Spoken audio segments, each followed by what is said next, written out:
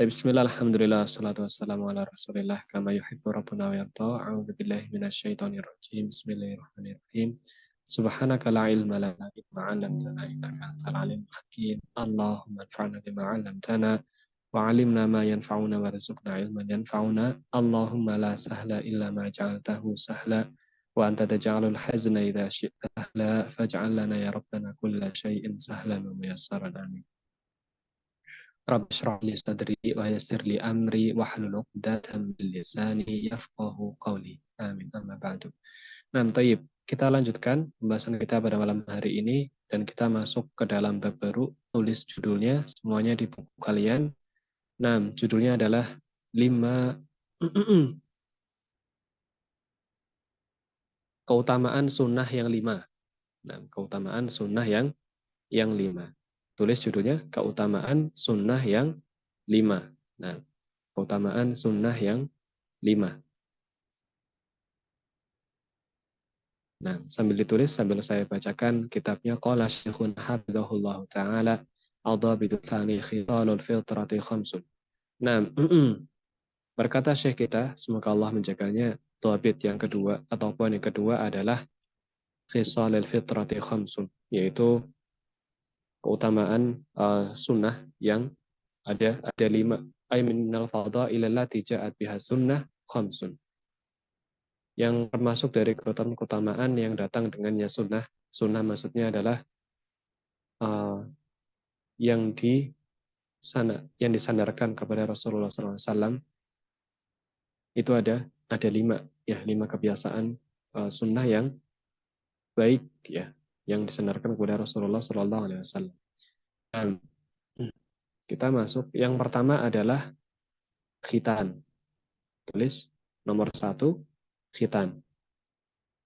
Ya. Nomor 1, khitan. Nah, wa huwa fi haqqir rajul qat'u jaldatil ghasyatil hasyafah. Nah, wa fi haqqil mar'ati huwa qat'u ba'dil jaldatil aliyah wa syarifah 'alal faraj. Nah, ini khitan, ya, khitan. Paham ya khitan ya? Kalau di Indonesia namanya sunat, ya. Nggak tahu kenapa di Indonesia istilahnya jadi sunat. Tapi dalam bahasa Arab itu aslinya adalah khitan, ya, aslinya khitan. Nah, kemudian ditulis bukan di bawahnya, hukum khitan bagi laki-laki adalah wajib. Ya, tulis hukum khitan bagi laki-laki adalah wajib. Nah,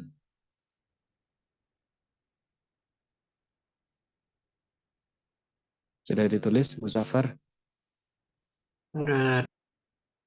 Nah, baik. Sementara bagi perempuan, nah, lanjutannya, sementara bagi perempuan hukumnya sunnah. Hukumnya sunnah.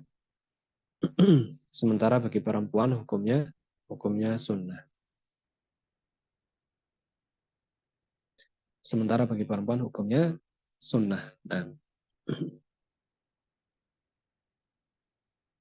sudah?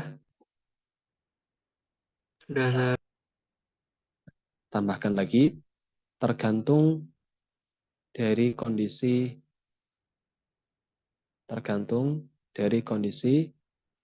perempuan tersebut. Tergantung dari kondisi perempuan tersebut. Nah, tergantung dari kondisi perempuan tersebut. Nah,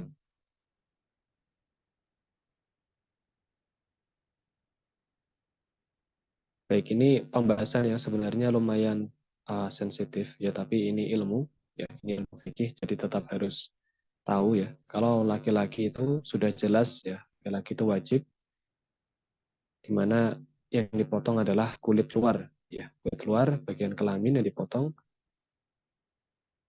Dan kalau misal tidak dipotong itu nanti akan tetap ada najis yang tersisa, ya, setelah pipis atau buang air kecil. Nah, oleh karenanya laki-laki yang belum khitan,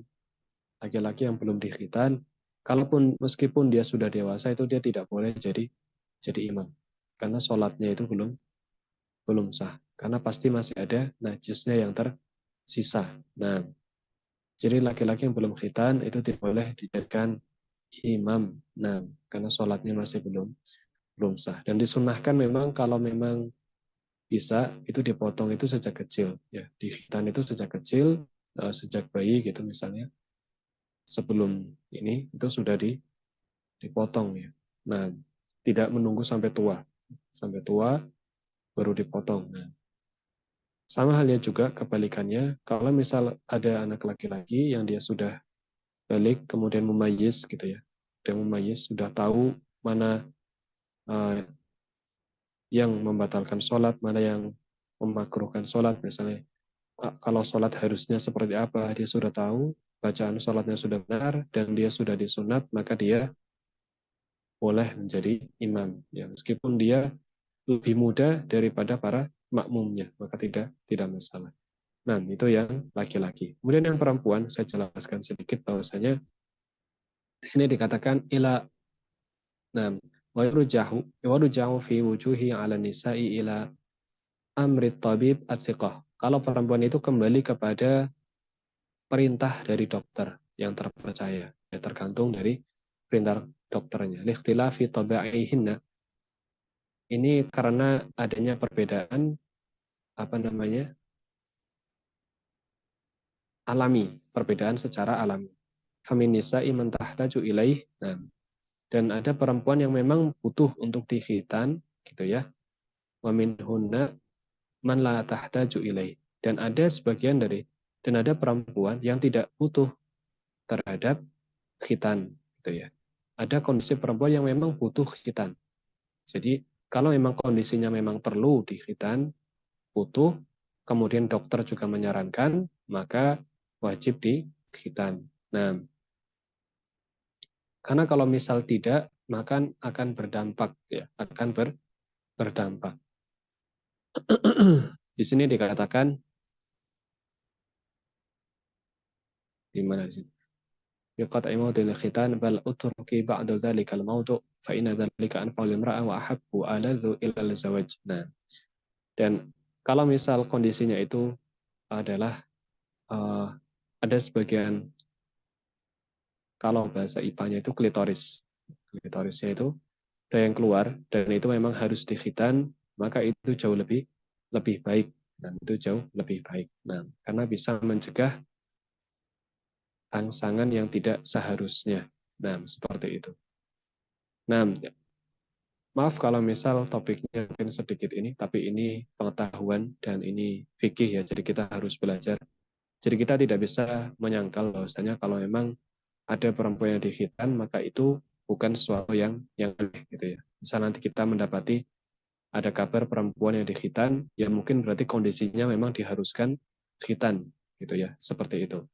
Tidak perlu mencela atau yang semacamnya. Nah, bisa dipahami? Ya karena di sini ini fikih ya, kita harus belajar seperti itu. Bisa dipahami Hanif, Muzaffar, Umama?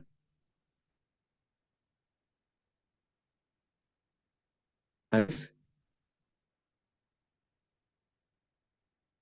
Hanif. Paham Ustaz. Nah, Muzaffar. Paham Ustaz. Nah, Umama gimana? Umama. Jelas? Jelas Ustaz. Nah, alhamdulillah. Baik. Yang kedua, ya, dari sunnah yang 5 itu, yang kedua adalah mencukur bulu kemaluan. Yang kedua, mencukur bulu kemaluan. Nah, mencukur bulu kemaluan. Nah, sudah ditulis? Sudah Sudah Ustaz. ditulis. Nah, Sudah. mencukur bulu kemaluan ini wa halqul anah al-musta, yaitu halaqah. Halaqah ini menggundul ya. Jadi kalau misal tentunya ya, ini semuanya sudah balik semua kan, insya Allah.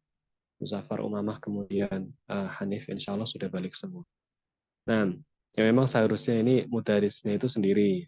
Harusnya yang perempuan, gurunya akhwat sendiri, kemudian laki-laki akhwat sendiri.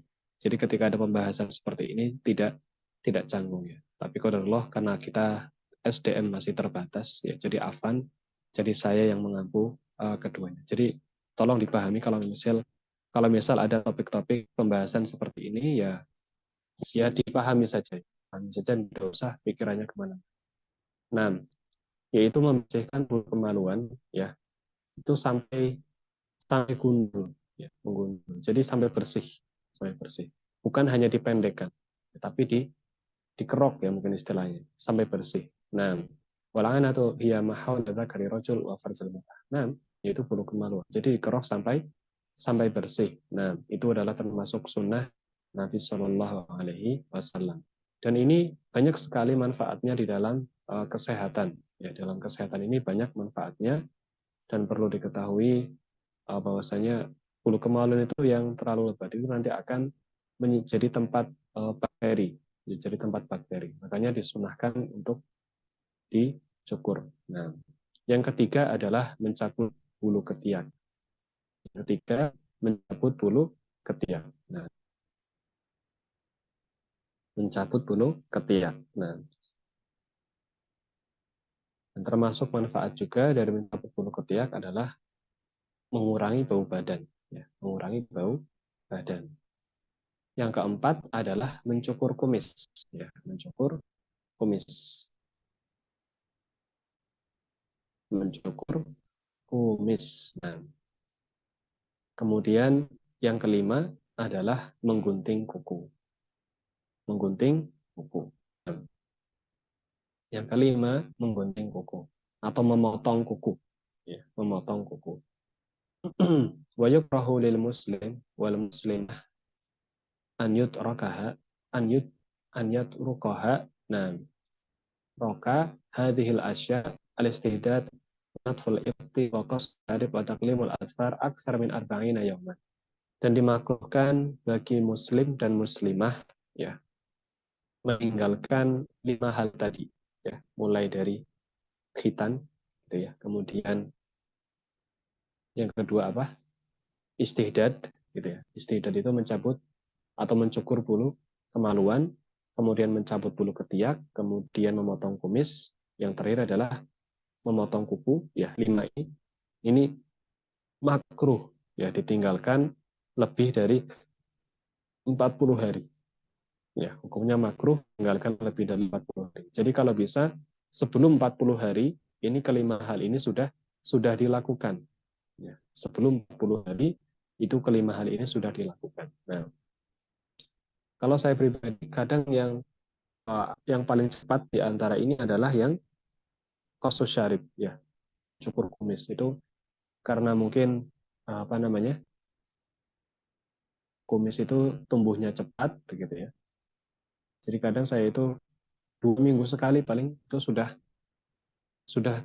nyukur lagi, sudah nyukur lagi. Nah, kadang nggak sampai 1 bulan, nggak sampai 1 bulan itu sudah cukur lagi. Nah, wazali kali anan Nabi Sallallahu Alaihi Wasallam, dan hal itu karena Nabi Sallallahu Alaihi Wasallam amara ashabahu alayat rukuha aksaru min arba'ina yauman. Dan hal itu karena Nabi Sallallahu Alaihi Wasallam memerintahkan para sahabatnya agar tidak meninggalkannya lebih dari 40 hari. Nah, sampai sini bisa dipahami? Muzaffar, paham? Paham Ustaz? Nah, Hanif, paham Hanif? Paham Ustaz? Baik. Kemudian Umamah, paham Umamah?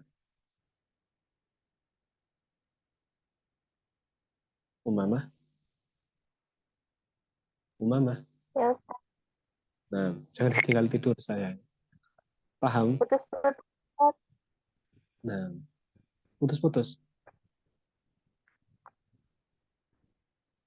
Umamah paham? Suara saya Paham, jelas nggak? Ustaz. Oh, baik. Nah, Putus-putus. putus-putus. Hanif, suara saya putus-putus Hanif. Enggak Ustaz. Enggak. Di Muzaffar gimana? Suara saya putus-putus Muzaffar? Enggak Ustaz. Oh, enggak. Ya, mungkin di Umamah ini sinyalnya ya. Nah, coba berpindah atau misal cari tempat yang sinyalnya lebih kuat. Nah, kita lanjutkan ya. Kita masuk bab baru ya. Tulis judulnya bab wudu. Bab wudu. Nah, bab wudu. Nah, ini sementara memang kita masih nulis dulu. Ya. Jadi dari awal pertemuan kita bahas fikih, kemudian artian dan yang lainnya, kemudian aniyah gitu ya. Air, ya kemudian air, aniyah, siwak, dan kemudian 5 sunnah. Nah sekarang kita bahas wudhu. Nah baru nanti wudhu itu baru ada praktek gitu ya. Jadi pertama kita memang teori dulu, nanti di bab wudhu ya, wudhu sama sholat ya, itu nanti ada prakteknya. Baik, bab wudhu yang pertama silakan tulis. Poin pertama adalah rukun-rukun wudhu.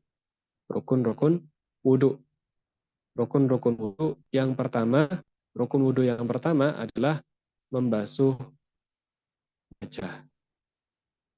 Tulis rukun-rukun wudhu, di bawahnya tulis rukun wudhu yang pertama adalah membasuh wajah. Satu, membasuh wajah. Nah, basuh wajah, koma, termasuk di dalamnya adalah kumur-kumur dan istinsyak. Ya.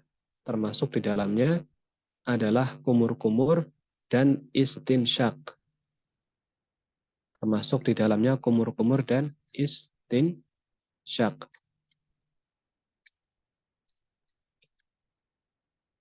Ya, bagi yang nggak tahu itu saya tulis di cat ya. Kalau misalnya tulisan Latinnya itu seperti itu. Kumur-kumur dan istinsyak. Nah, baik di sini ada penjelasannya. Wal wajhu min man sya'ri al-mutad ilal asfal ila asfali dhaqni ulan wa min al-udhuni ilal udhun ardan. Nah, jadi yang termasuk ke dalam wajah. Nah, yang termasuk ke dalam wajah ya. Saya jelaskan sedikit. Nanti jadi kalau misal kalian praktek atau misal wudhu langsung dengan benar itu nanti bisa sesuai gitu ya. Nah, di sini dikatakan yang termasuk ke dalam wajah adalah mulai dari tempat tumbuhnya rambut ya sampai ke bawah, kemudian itu panjangnya dari tempat tumbuh rambut sampai ke bawah, kemudian lebarnya bagian samping itu adalah dari telinga ke telinga, telinga ke telinga. Nah, saya gambarkan sedikit. Baik, sekarang ini ke kamera HP. Kamera HP. Nah, kelihatan saya? Kelihatan nggak? Nah, baik, saya gambarkan sedikit ya. Afwan, ini saya belum, ini jadi belum sempat potong rambut. Nah,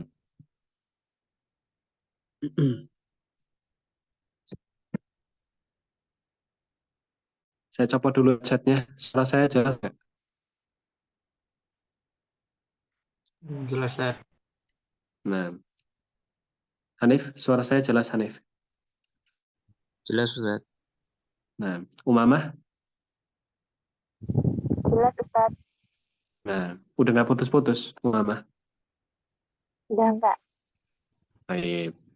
Nah, jadi apa namanya yang termasuk ke dalam wajah, ya, ke dalam wajah itu adalah mulai dari tempat tumbuh rambut ini, ya, tempat tumbuh rambut ini ya. Perempuan sama laki-laki sama. Ya, jadi wudhu itu ketika basuh wajah itu, di tempat tumbuh rambut awal ini harus basah. Tempat tumbuh rambut, ya, ini semuanya. Ya, jadi ketika ngambil air wudhu itu tangannya ujung-ujung jari ini ya yang sudah basah itu harus menyentuhkan airnya atau meratakan airnya ke ujung-ujung rambut gitu ya, ke ujung-ujung rambut ya, sampai atas ini gitu ya. Nah, kemudian sampingnya itu sampai ke telinga. Ya, batasnya telinga sini. Ya, sampai ke telinga, kemudian sampai ke bawah. ya, sampai ke bawah sini. Ini namanya wajah, gitu ya. Wajah itu yang dimaksud, yang harus dibasuh saat wudhu adalah itu, ya. Kita ambil airnya, taruh, kemudian ambil ke depan sini sampai ujung rambut, kemudian kita ratakan ke samping, ya. Samping itu sampai kupingnya kesenggol, seperti ini ketutup. Kemudian sampai ke bawah, ya, sampai ke bawah, bawah dagu. Ya, bawah dagu ini kebasuh, ya, kebasuh semua sampai bawah dagu. Ya, itu masuk area wajah segini.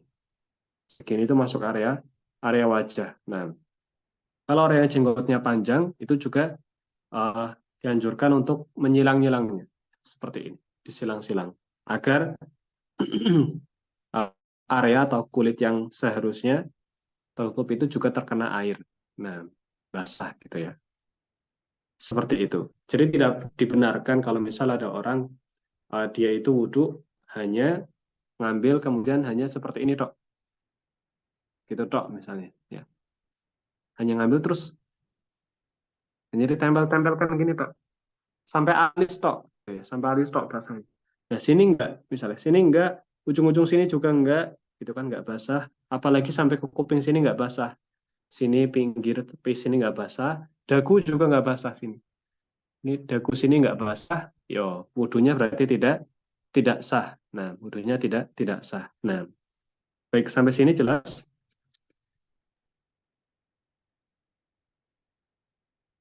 Gimana? Jelas nggak? Umamah, jelas Umamah? Nah, Jelas Ustaz. jelas. Muzaffar, jelas Muzaffar. Jelas Ustaz. Alhamdulillah. Baik, selanjutnya di sini ada qala ta'ala. Nah, ini saya ingin antumkan paket C nih. Insya Allah sudah bisa nih. Coba Hanif dibaca ini ayatnya Hanif.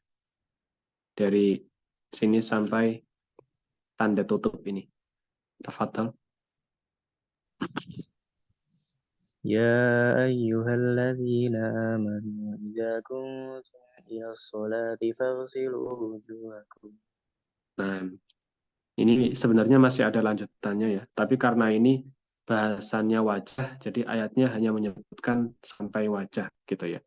Wahai orang-orang yang beriman, ya ayyuhalladzina amanu, idza qumtum, yaitu idza aradtum, apabila kalian ingin sholat gitu ya.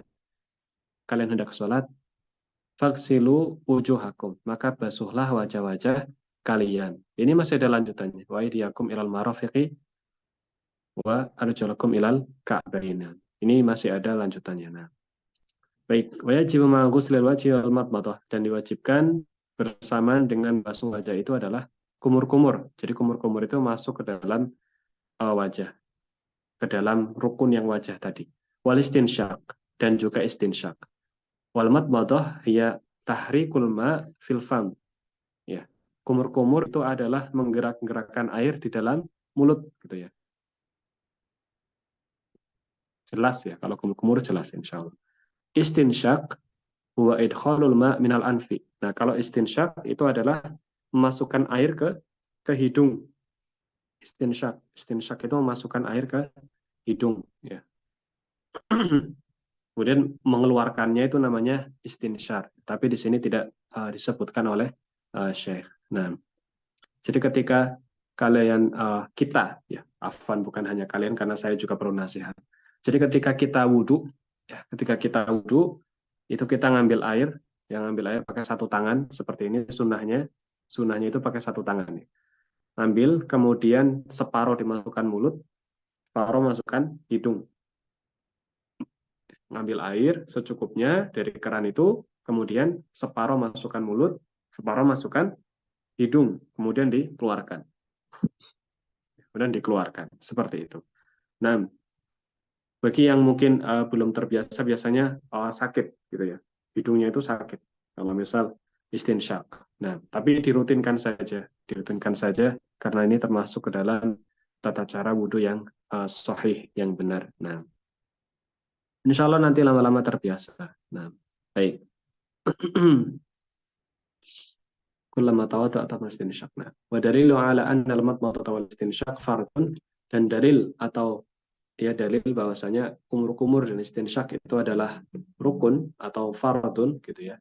Ana Nabi sallallahu alaihi wasallam, bahwasanya Nabi sallallahu alaihi wasallam kana kullama tawadda'a tamadmada wastansyaqa. Nah, bahwasanya Nabi ketika beliau wudu itu beliau kumur-kumur dan istinsyak. Tulis rukun wudu yang kedua. Mungkin kita selesaikan sedikit. Rukun wudhu yang kedua adalah membasuh tangan sampai ke sikut, membasuh kedua tangan sampai ke sikut. Nah, membasuh kedua tangan sampai ke sikut, membasuh kedua tangan sampai ke sikut, sudah?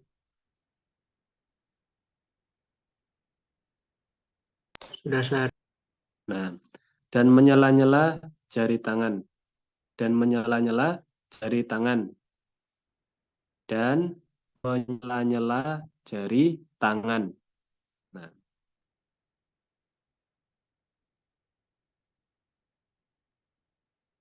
sudah?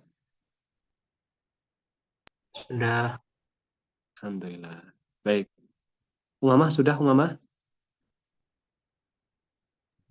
Sudah, Ustaz. Nah, wahaddul yad min atrafil asabi' ilal mirfaq wa dakhlilul asabi' huwa wad'il ma'i wa idkhalihi bainal asabi'.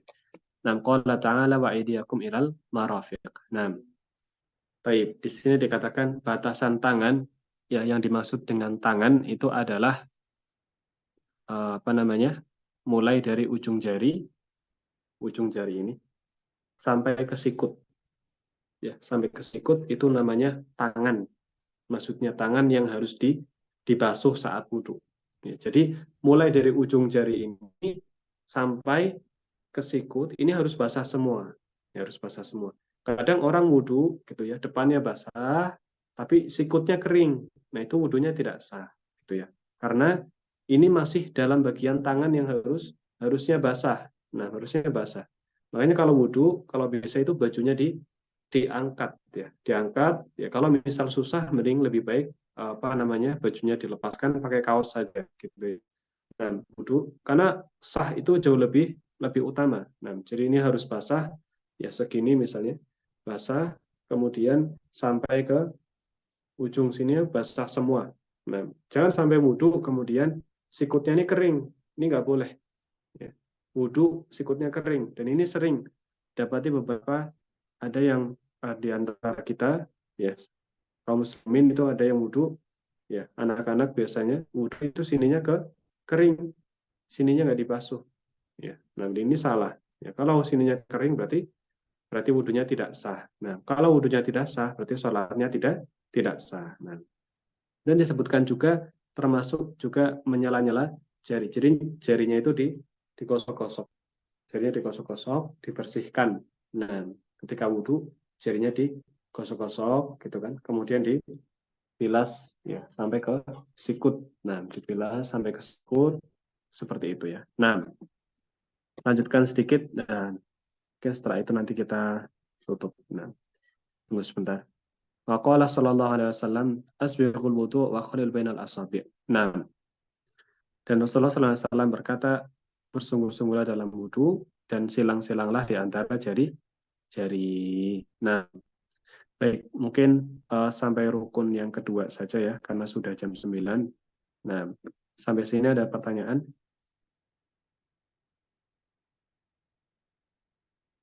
Ada pertanyaan? Tidak, Ustaz. Nah, Hanif, ada pertanyaan Hanif? Jelas, Ustaz. Nah, Umamah, gimana Umamah? Jelas, Ustaz. Nah, baik. Insya Allah kita lanjutkan di pertemuan selanjutnya ya, karena sudah jam 9. Ya. Sudah 1 jam saya ngomong ini. Nah, 1 jam lebih ya. Karena kan dari paket B. Dari paket B tadi itu nggak berhenti Zoom-nya. Nah, paket B-nya keluar, antum masuk gitu ya.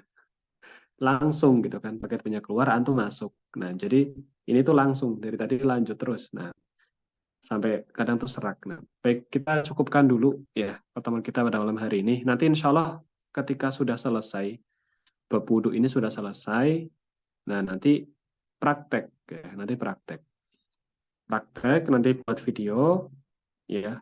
Nanti yang laki-laki kirim ke saya, yang akhwat jangan kirim ke saya, ya. Yang akhwat nanti dikirim ke Ustazah Rahma. Nah, tapi itu nanti, ya nanti. Setelah pembahasan ini selesai, pembahasan wudhu ini selesai, sampai apa namanya? Sampai syarat sah wudhu lah minimal. Nah. Syarat sah wudhu atau sunnah-sunnah wudhu, ya atau mungkin sebelumnya nanti ketika sudah selesai tata caranya yang jelas, maka baru kita mulai praktek wudhu. Nah, ya seperti itu. Sementara ya masih nyatet dulu, ya karena ini penting. Jadi memang harus belajar teorinya dulu, ya biar apa? Biar nanti ketika praktek itu tahu, oh ternyata wudhunya itu kalau muka batasannya sampai sini, kalau tangan sampai sini gitu kan. Kalau wudhu dulu, terus baru bahas teorinya, praktek dulu belum bahas teorinya, nanti malah salah ya. Nanti malah salah ya. Nanti jelaskannya jadi double. Ya, jelaskannya jadi double. Nah, baik, insya Allah kita cukupkan. Saya ucapkan jazakumullah khairan atas kehadirannya. Jangan lupa yang tahfidz silahkan dirajinkan setoran. Oh ya, penting nih untuk tahfidz nih. Tadi kalau tidak salah siapa ya? Muzaffar ya kalau tidak salah ya. Kalau tidak salah ya. Jadi kalau antum itu setorannya dari belakang tapi setorannya itu langsung setengah juz misalnya. Atau setor langsung 5 surat. Itu nggak boleh. Setorannya itu dengan urutan mundur dari Al-Quran. Tidak boleh. Baca Al-Quran mundur itu tidak boleh. Ya, paham ya? Jadi, misal setorannya dari An-Nas, setorannya misal dari Al-Ghosyah sampai An-Nas, misalnya setorannya. Ya, dibacanya, disetornya itu ya dari Al-Ghosyah dulu, kemudian setelah itu surat setelahnya, gitu kan. Setelah itu surat setelahnya sampai An-Nas, seperti itu. Bukan An-Nas, kemudian Al-Falaq, kemudian Al-Ikhlas, gitu, terus naik. Gitu bukan seperti itu, ya. Nah, kecuali setorannya itu satu surat. Setorannya misal saya cuma mau setor, saya hanya bisa setor satu surat misalnya. Al-Zalzalah misalnya. Atau Anas misalnya, nggak apa-apa. Setor Anas. Itu nggak apa-apa. Terus besoknya setor lagi Al-Falaq. Nah, itu nggak apa-apa. Karena dia itu terpisah. Tapi kalau dibaca langsung, itu nggak boleh baca Quran mundur dari belakang ke depan. Quran itu ya dari depan ke belakang. Seperti itu. Paham ya? Bisa dipahami semuanya? Muzaffar, jelas Muzaffar? Nah, sepertinya Muzaffar ya kalau tidak salah. Saya baca ini. Kemudian Hanif ya, jangan seperti itu. Jadi kalau misal setorannya banyak beberapa surat, maka urutannya sesuai urutan Al-Quran dari depan, gitu ya, bukan dari belakang. Nah, seperti itu. Misal setor An-Nas, Al-Falaq, Al-Ikhlas, maka dibacanya dari Al-Ikhlas, Al-Falaq, An-Nas, bukan An-Nas, Al-Falaq, Al-Ikhlas, bukan seperti itu. Nah, baik, kita cukupkan hari ini. Insya Allah kita lanjutkan di pertemuan selanjutnya. Subhanallahumma wa bihamdika, asyhadu an la ilaha illa anta, astaghfiruka wa atubu ilaik. Assalamualaikum warahmatullahi wabarakatuh.